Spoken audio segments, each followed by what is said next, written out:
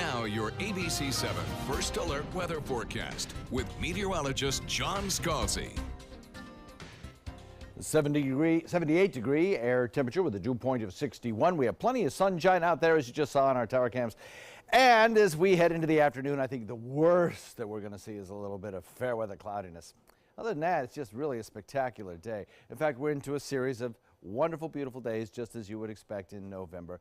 The first part of November can be somewhat temperamental, but certainly we're right on the money for an average November day today. Calm winds out there currently, although we've had generally an easterly flow or a northeasterly flow, and that will continue. Might even turn a little more northerly as we head into the evening and overnight hours because of a little bit of a trough in the upper atmosphere. I'll show you that in a second. Otherwise, local temperatures, nice. 78 degrees, Wauchula, Arcadia, Myakka, 77, so is Parrish, Bradenton, Lakewood Ranch, Northport, Venice.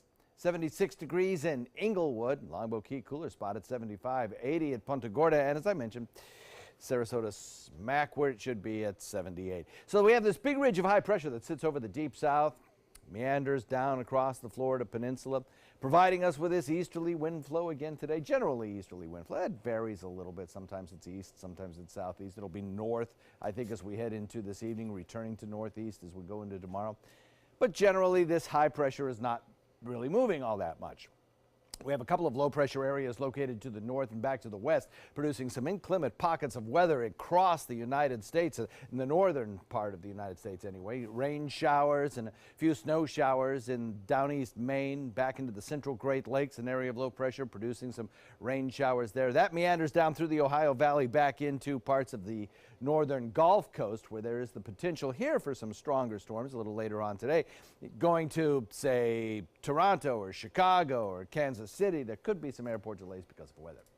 And then, for me anyway, the big news is about 2 feet of snow possible up in the northern Rockies, Olympic Mountain Ranges, northern Rockies. I'm going to see some pretty good snowfall there.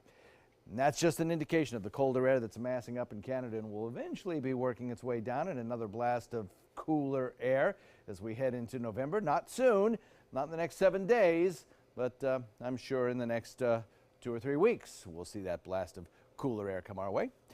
High pressure stays with us, bringing us a nice sunny day. Bit warmer today by a couple of degrees perhaps than we saw yesterday, but that's about as warm as it's going to get for the next 7 days. And still dry, even though there may be an isolated sprinkle or two on the other coast. The air across the peninsula is just way too dry, as indicated here on the water vapor imagery by this tan color. That's dry air at mid and upper levels.